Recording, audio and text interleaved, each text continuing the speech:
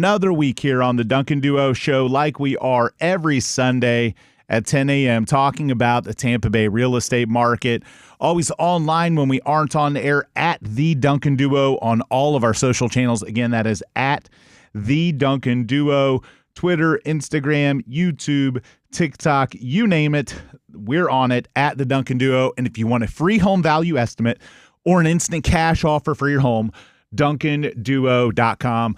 Excited to announce we are once again the official real estate agents of the Tampa Bay Lightning. This is my 10th year with the Lightning and super excited for hockey season to come. I think it is a great timing to get some camaraderie around Tampa Bay, around our favorite hockey team. Obviously, it is that time of year when hockey gets going and our world champion Lightning hope to get back on track. So you'll likely see us at a lot of games this year. I'm typically in the blue line or sometimes in the Lightning suite, but we are going to continue to advertise all throughout the arena as the official real estate agents of the Tampa Bay Lightning. Super excited about that and excited for hockey season. I think our first preseason game is just a few days out, and then obviously the regular season gets going in October. So, once again, excited to announce that we are again the official real estate agents of the Tampa Bay Lightning. I want to move next. We talk a lot on the show about all the different programs that we use to sell homes. We will do a guarantee program. We have programs where we can get you an instant cash offer. We've got traditional programs like regular real estate agents do. So the one unique thing about us is that we offer kind of the whole spectrum of what you want to do as a home seller. The only thing we don't do is wholesaling. Now, wholesaling, there are a lot of people out there right now, unfortunately, that go under contract with someone who doesn't have any intention on buying their home. This person doesn't necessarily have the money, doesn't have the means, typically wants to just lock that property up under a contract and flip the paper to someone else. We don't do that. The offers that we make through our fund, we have a local investment fund, so not a New York Wall Street hedge fund that's bringing you an offer. If you're calling a lot of other companies out there, it's very likely you're dealing with a New York Wall Street hedge fund behind that local real estate agent that's giving you that cash offer. Ours is local, so it's money going back into the local community, local investors. I obviously am a big part of that. And we give cash offers fully intending on closing with full disclosure on fees, and we close on the properties that we go under contract on, again, unless there's some unforeseen major circumstance. So the reality is all cash offers aren't the same. You want to make sure if you're getting a cash offer from someone, if it's too good to be true, it probably is. If they're not putting up a lot of escrow, that means they have very little risk to walk on the deal, and it's likely that that's what will happen if they don't find somebody to flip your contract to. Also, there's an assignability contract portion of the contract. If they've checked the assignability portion, it's very likely their goal is not to actually close on your home. Their goal is to find someone else and likely kick the can down the road, extend the closing again and again until basically they use appreciation to flip your contract. So I can't tell you how many times we've got calls recently from people who have said, hey, I'm under contract with this investor, and they keep pushing the closing back. Well, the reason they keep pushing the closing back is because they don't have the money, number one. And number two, they haven't yet found an end user buyer to assign your contract to so they can make their 5, 10, 20, or 30 grand to get out. They don't have an intention of closing on your home. So that is where we come in. If you have those offers and you want someone to take a second look at them, if you want someone to see if they can beat them, we can beat them. If you want someone to look at it and say, hey, this is a wholesaler. This is the difference between what we do, which is buy to close and then renovate and either rent or renovate and resell versus wholesaling. There is a massive difference. There's certainly an audience out there. I've bought homes from wholesalers. There's some ethical ones out there, just like there are real estate agents, and there's some unethical ones too. So if you're someone who is looking for a cash offer on your home, it's really important that you compare apples to oranges. Know what the fees are, know what they're charging you, and also understand whether or not they are a real buyer or whether or not they intend to just tie your property up, for months on end, flip the contract to multiple people potentially to where someone may never close on your house. They're simply trying to assign it to someone else so they can make their little amount of money without putting up any capital at all. So again, if the escrow amount's small, if you're not convinced that they really have the money, or ask. Show me the number of homes that you've bought and closed on. Show me on tax rolls. That's another important one. Wholesalers typically don't close on property. So if you say, hey, why don't your entity or you personally show me on tax rolls and public records the amount of homes that you've bought.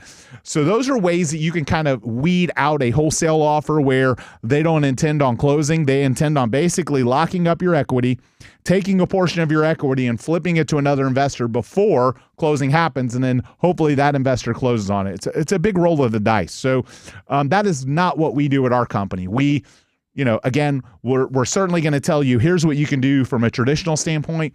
Here's what we can do in a guarantee. And here is an instant, quick cash type scenario. And again, each outlet for a seller exiting their property is dependent on the person's circumstances and their motivation. There are some sellers that want max dollar. And that isn't somebody that's likely going to accept a cash offer, because a cash offer is going to be at a number that person can actually make a reasonable return on their investment. They can buy it, they can renovate it, they can put it back on the market, and they can make a profit. So, I mean, if you look right now, interest rates for savings accounts alone are 5%. Mutual funds easily, you can find mutual funds out there 7 and 8%. So for an investor to buy and renovate and take on the risk, there's got to be more than that, more than just money being parked in a bank for a profit margin. So that gives you an idea of kind of understanding the differences. And again, if you ever want to know our options and what we can do for you, if you ever want to, get a second opinion, if you want us to look at an offer and determine, hey, is this a legitimate buyer? Is this somebody that's actually going to close? Is this somebody that closes on real estate, or they just, wholesale it and turn it around and turn it to somebody else? But again, the telltale ways to know if it's a wholesaler: low escrow deposit, longer closing period, longer inspection period, and then the assignability portion of the contract. Now, there are some entities that will ask for assignability, but one simple way to kind of vet out a wholesaler from somebody that's a real buyer is requiring that if it's going to be assigned, it has to be assigned to an entity that's still controlled by the same group. I own multiple entities, so there are times where I might want one LLC versus another one, depending on my use for the property, to close on the property, and there are a lot of funds that do the same thing. But ultimately, a really easy way to know is look up on public records how much they own, how much real estate they bought or sold, and what the escrow deposit is and the assignability portion of the contract. So hopefully that's helpful. Again, we're always giving out instant cash offers. We're always helping clients sell. We listed 4 homes in the last week. And I want to talk about some of our success stories. I don't talk about them enough on air. But there's, again, when you are in a challenging market, you do need different strategies. If your home has failed to sell, it's likely the strategy that was used was that agent learning how to sell real estate during the up market. There's a lot of agents that haven't figured out how to pivot and create traction for listings in a more challenging market. So the strategies really matter. And what we bring to the table is, years and years of experience, billions of dollars in homes sold, and it's what gets us the results like these. We just sold a home in Palm Harbor in a bidding war for 8% over the asking price, well over retail value. We created a bidding war for that home. We bought a home in Land O'Lakes and outbid several other cash investor funds by $20,000. We sold a townhouse in Bradenton for full asking in 3 days. It was also a bidding war, but I believe our client in that instance took a offer that had more advantageous terms. Sold a home in Port Richey, $3,000 over asking in days. Sold a home in Sefter for $5,000 over asking, and we sold a really nice house in St. Pete, full asking in 5 days. So if those aren't the results that you're getting, the strategy that you're deploying may be wrong. And we're seeing way more listings expire and withdraw off the MLS than we've seen.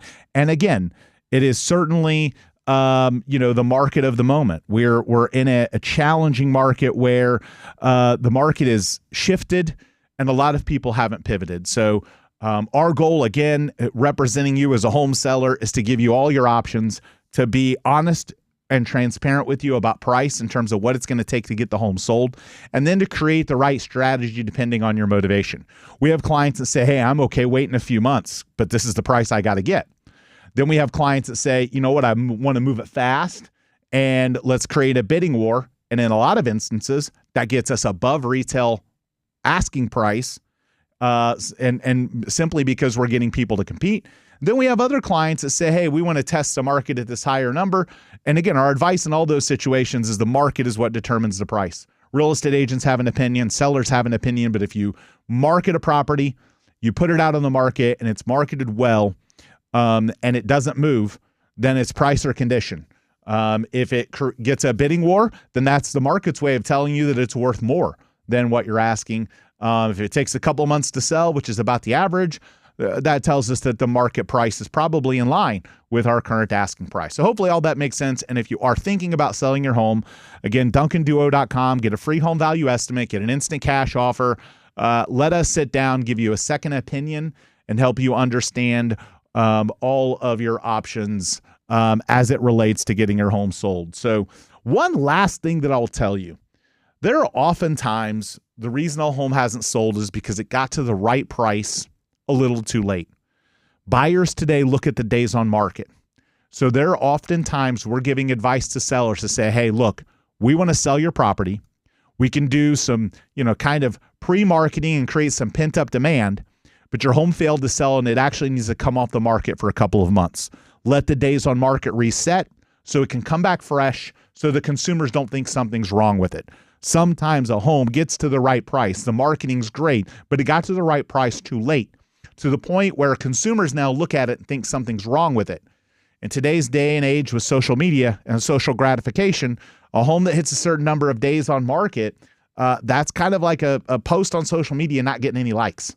And consumers don't want to buy that house because they stigmatize it. It isn't always the right choice. Sometimes those are a little bit more negotiable, but we are certainly regularly giving home sellers advice that come to us. They've taken their home off the market with an agent. They want to go right back on. And a lot of times the advice is maybe you want to let the days on market reset so we can come on with a fresh approach, a new group of buyers. It doesn't look stale, and re-energize the marketing. So hopefully that helps. Again, DuncanDuo.com for a free home value estimate or to get your home sold fast. And we'll be back after a quick break here on the Duncan Duo Show.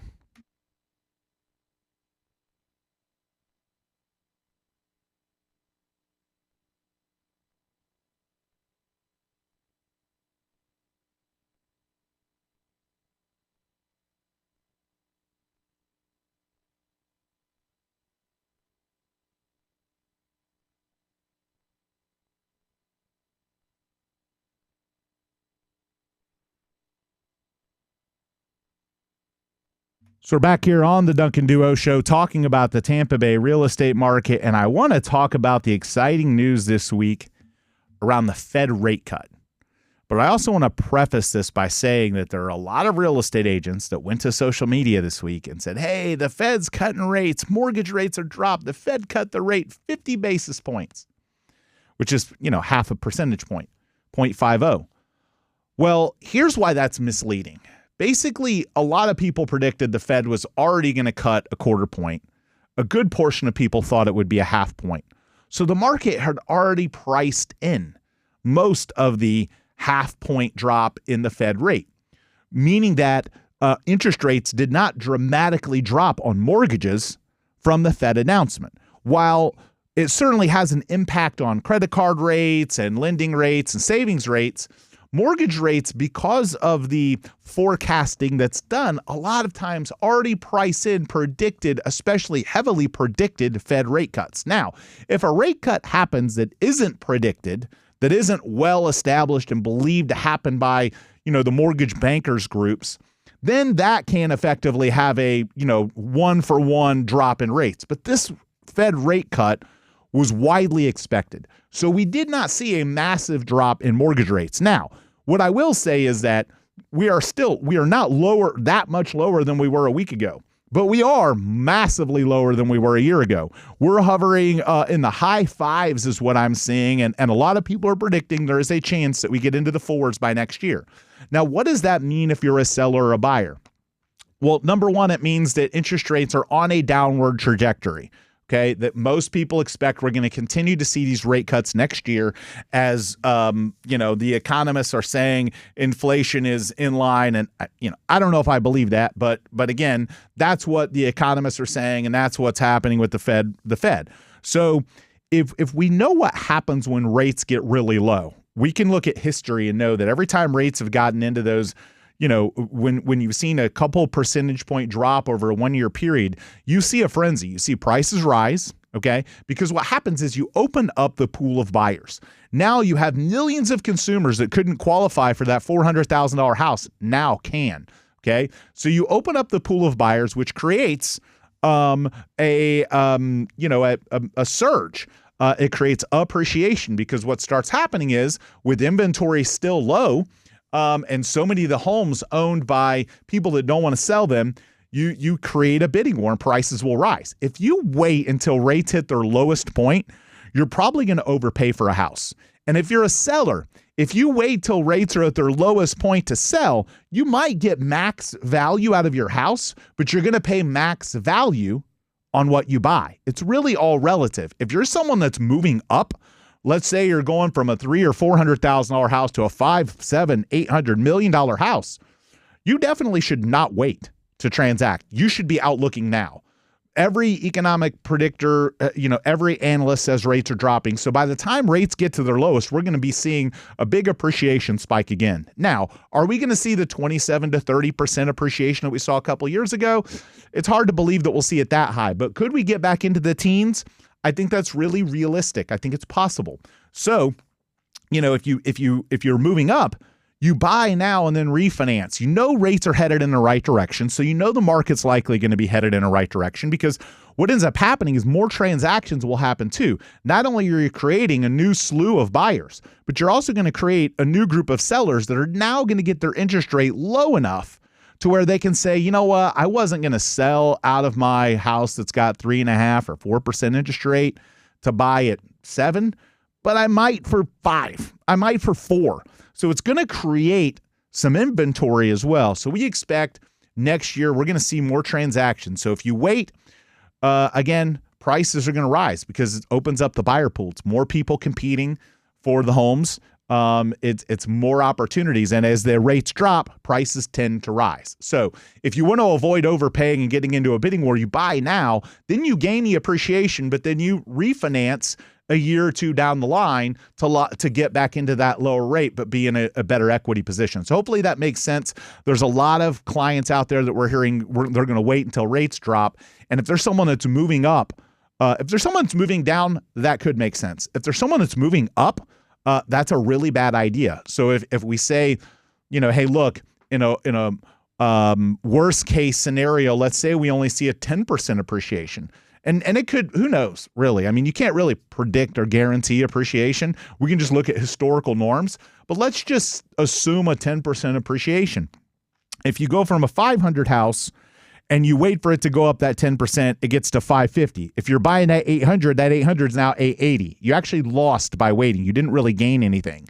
Whereas if you sold your 500 and bought at 800, you get that 80 bump, okay? And you get to, later on, you get to refinance. So the cost analysis most of the time makes sense if people look at it that way, but a lot of people don't. They look at it like a vacuum. We'll have customers say, well, I'm not going to sell until my 400 can get to 450. And then I'll buy my 800. Well, your 800 ain't going to be 800 anymore. It's going to be 880. It's going to be 900. So make sure when you're looking at your move up scenario that you're comparing apples to apples, you're thinking relatively versus just thinking in a vacuum, because again, that's just the way the market works when rates drop. But the Fed rate cut not causing a massive drop in mortgage rates this year. It's really already been factored in, but we expect to continue to see mortgage rates soften. But you don't want to wait to buy. You don't want to follow the masses. You don't want to do what everyone's doing. You don't want to wait until mortgage rates at the bottom. At that point, you've waited too long. Hopefully that makes sense. We'll be back after a quick break here on the Duncan Duo Show.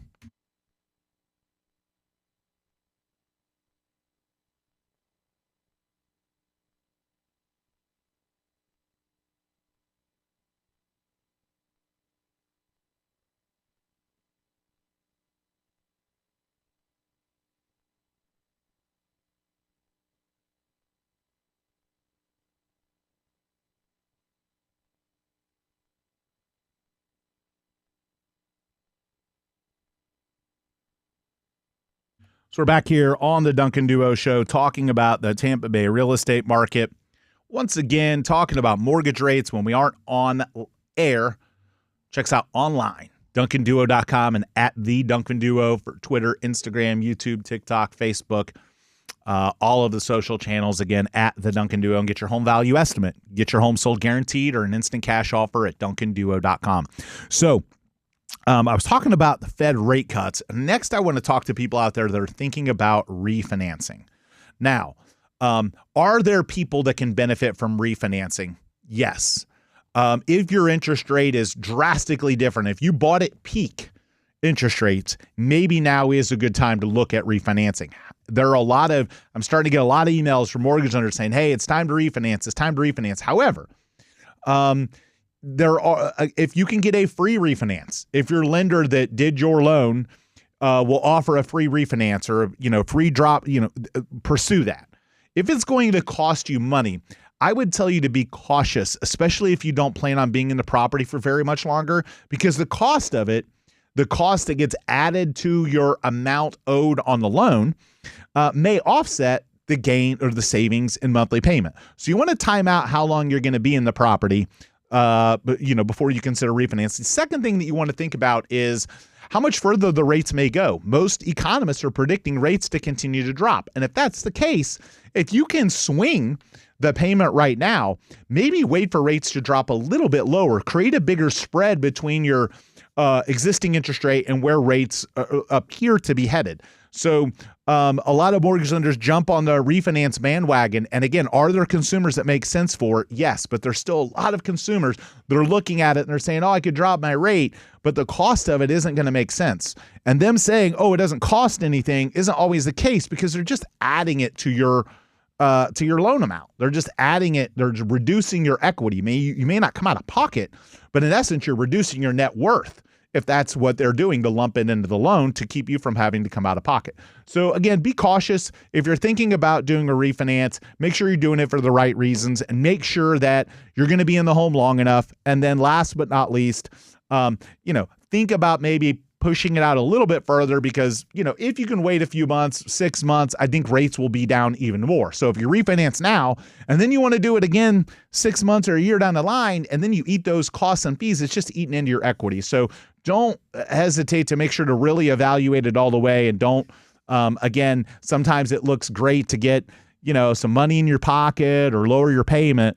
But the cost that it adds in some instances to your loan amount can reduce your net worth and can end up being a bad idea for a lot of people. So hopefully that makes sense for the crowd out there that has thought about refinancing, because it isn't a full, it's not the right thing for all consumers. There are a lot of consumers out there right now where the refinance doesn't make sense. So we're getting more questions from customers about doing a short sale. If you're someone out there that's behind on your mortgage, or you owe more than the home is worth. Let's say, for example, you bought a year or two ago and values have really been kind of flat for the last couple of years in Tampa Bay. In some neighborhoods, especially newer build neighborhoods, or where they're building out in new construction, where a builder can undercut your prior price from a year ago and still make money, and it reduces your value. If you're in one of those situations, a short sale may be the right path for you. And I want to audition for the job of helping you with a short sale.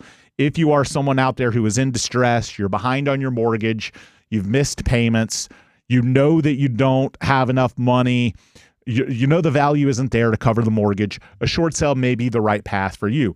Having been in the business for 20 years now, and having navigated through hundreds of short sales through my time, we've got a group of professionals. Our agents are educated on it. We've got a group of professionals to assist us in the negotiation and processing of the short sales, and we understand the strategy and how to communicate with the banks. There are a lot of real estate agents that don't even know what a short sale is. So if you're listening to this and you've heard short sale, or if you thought about it short sale, make sure, you can literally Google Duncan Duo short sale and you'll see testimonials, you'll see articles, you'll see blogs. Back in the day, we did so many of them. So we have a massive amount of experience and of course can refer you to competent attorneys to help give you advice about, your financial situation and how to handle the the process of the reporting, the debt situation, and all that.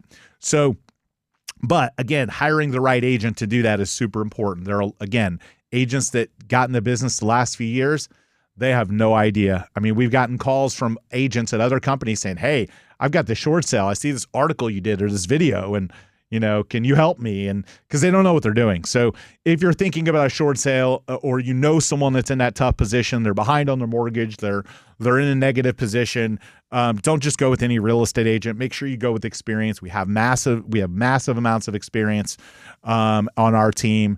We've been through the short sale path. We've gotten the certification, so we would love the opportunity. And, again, you can go to duncanduo.com, and when our agent reaches out or when you fill out the form, just indicate that you're, looking at potentially doing a short sale, and we'll reach out to give you the right advice on how to make that happen. But it is an option, and it is a better option for a lot of people than foreclosure. And certainly it's a better option in some instances than forbearance. I'm seeing some people with forbearance simply just eat up their equity when they could have gotten out, or they could have short sold and gotten out a little quicker. So there are banks that are willing to do it. There are some that aren't. There are some that are cooperative. There are some that will say, "Hey, we want you to do a short sale because we don't want to foreclose." So, but again, a short sale by definition is when you sell a property for less than what is owed to the bank or banks. Okay, to the mortgage lenders, to end user investors behind the mortgage in some instances. So in those instances, those banks will approve less than what is owed to allow the sale to happen when they believe either there is a provable distressed situation that their asset is going to decline in value and they're not going to be able to get paid and the person doesn't have the money, or there's a condition issue, divorce is a reason, job relocation, being massively behind. The more challenging short sales are the ones where the person's current, doesn't have a present financial obstacle with paying it, but may in the future. Banks tend to want to see some version of an owner that isn't going to be able to keep making payments for one reason or another, and that has to be proven to them. That has to be shown to them.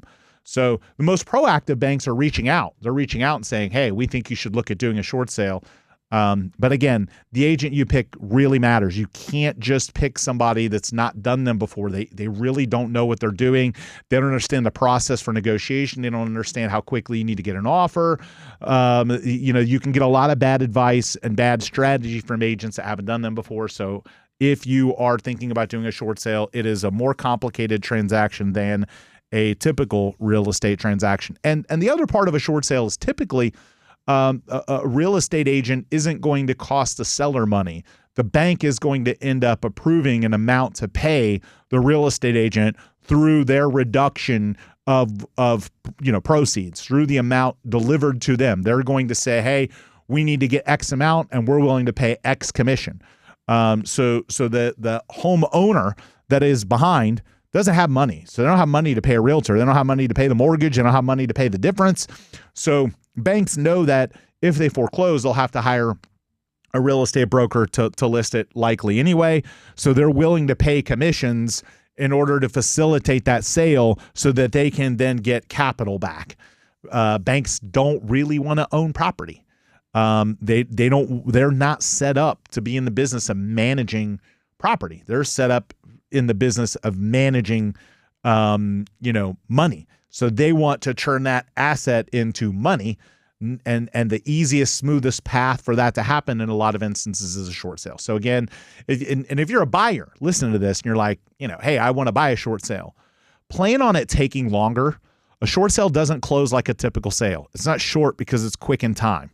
It's short because the lender's getting short payment in terms of what is owed. It can take, they can be as quick as 30 or 45 days if the lender's on top of it and proactive and cooperative, or it's a prearranged short sale. A lot of times they can take several months. So if you're a buyer and you see a short sale advertised, and you need to move in 30 to 45 days, expect that it won't likely happen. The property has to be a good enough deal for you and a good enough opportunity for you to basically sit on the bank's timeline. They're not quick in time frame. They're better than they used to be. I did short sales back in the day that took a year. They're not that bad anymore, but they're certainly not closing at the same pace as a regular real estate transaction. So if you're a buyer and you got to move in 30 to 60 days, or you're motivated and you've got your rate locked and you see a short sale that's a great deal, okay? Number one, probably not going to close in the time frame you need it. And number two, if it isn't advertised in such a way where it says the price is already approved, that asking price is a price to get an offer, and it isn't guaranteed approval by the bank. You could offer full asking, the bank could come back and say, nope, we don't agree to that number. So it's a much more complicated process for both buyers and sellers. It requires the right agents that know how to navigate through it, the right title companies, the right legal advice, all of which we can help facilitate and provide for you based on, a massive amount of short sale experience. So it's sad that they're coming back, but we are seeing more of them, and specifically people that bought the last few years, mostly new construction, or where newer construction is being built and the builders have come out and undercut prices. And now that homeowner that bought 2 years ago, if they go to sell, they're going to not be able to cover the mortgage. That's most of what we're seeing.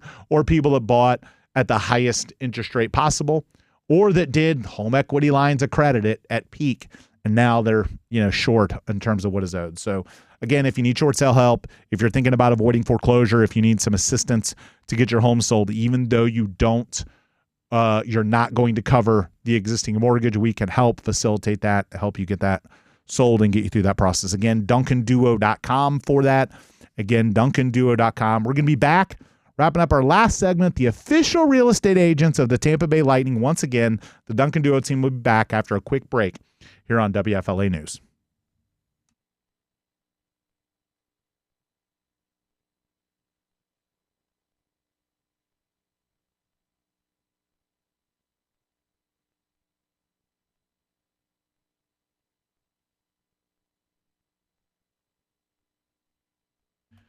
So we're back here on the Duncan Duo Show talking about the Tampa Bay real estate market. It's funny, I talked about this a couple of weeks ago on the show. Look, we're in Halloween season. I'm getting flooded with the ads from Halloween Horror Nights and Screamageddon and Howl of Scream.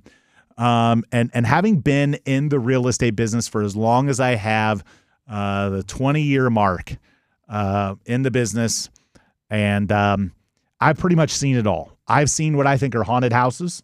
I've seen some houses that are really cryptic and weird that should be in a movie.